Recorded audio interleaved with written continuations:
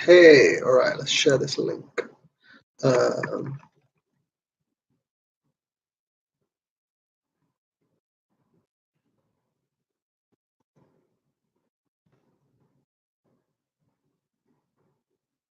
so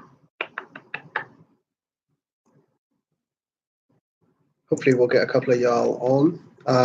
I'm basically just going to talk a little bit about this and then upload it as a video. So if you miss this, don't worry too much. There will be a video for it. We'll see if anyone comes on. In the process, feel free to ask me questions. Just testing this. First live stream I'm done. And then we'll get cracking on a few things. I mainly just wanted to run over a couple of things around value. If we have a look at, say, Bet365 for the live odds, there are a few things that I really like and a few things that I don't love for NHL winners. So obviously there's a lot of talk about futures at the moment, regular season points to win outright, etc. Some of the odds are quite funny. We've got Detroit and Ottawa coming in bottom, and Ottawa by a long way as well. So that is pretty funny. But just check everything's working.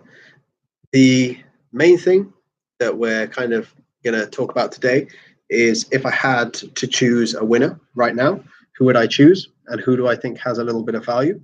Because obviously most of the time we're going to be choosing, near enough favorites, and people hate it when everyone just has a hedge of a favorite. So I've just had a look at the odds. Leafs are favorites somehow. Not really sure about that, to be honest. Obviously, they were on my list because they've got a lot better this season. But I mean, favorites 7-1, 8-1. Not sure about that. I'll probably wait until they drift out a little bit, 10, 11-1, and then maybe try and get a couple of units on at that price because they do have some firepower now. And I think the team is timed correctly. But if they're favorites, then I probably won't be laying a lot of cash on them. In terms of who I think will come second, so who I think will lose to the winner, is going to be Sharks. I think their team is just too strong now. With Kane and with Carlson coming on board, they're just really, really strong. And it's not worth taking anyone else in the West. Obviously, Preds are a good team. I can't see Golden Knights doing anything. And then the next team down from that, you have Stars. I mean, that's a crazy price. Obviously, who I think is going to win it all, we've got Tampa. They're just so sharp. And I think this year they'll be slightly underrated. Last year, everyone was talking about how they can just win it all hands down straight away. I can't really see that happening this year. Similar to why Caps won last year a little bit. The hype was a lot less. And you could see once they beat Penguins, they were always going to win. I remember talking to a few guys 2 years ago when it was Caps Penguins, and literally in the bar, we were talking about whoever won this just easily won the cup. And obviously I was on the other side. I had Caps a couple of years ago, or 2-3 years ago, and they lost it. So that was fucking annoying. But this year, I think Tampa get it. Can't see them losing to anyone, especially if they get to the final. I think they'll demolish any other team. In terms of value, I'm just having a look at the odds now. I think if we're talking crazy value, then we've got Kings at 28-1. Probably would be my play. And Oilers 25-1, Stars 25-1. Those would be my three value plays for the season, for preseason anyway. Obviously, there's a lot of talk around a few players coming in, like the Kings guy coming in. Can't remember his name off the top of my head, but he's going to add some firepower. And if he can just will the Kings to actually do something and not kind of sit back and play Western Conference hockey, as a few people were calling it for a while, and win games 2-1, 2-0 sort of thing, relying on quick too much a little bit. I think they'll actually do something, surprise a few people. A couple of people joined.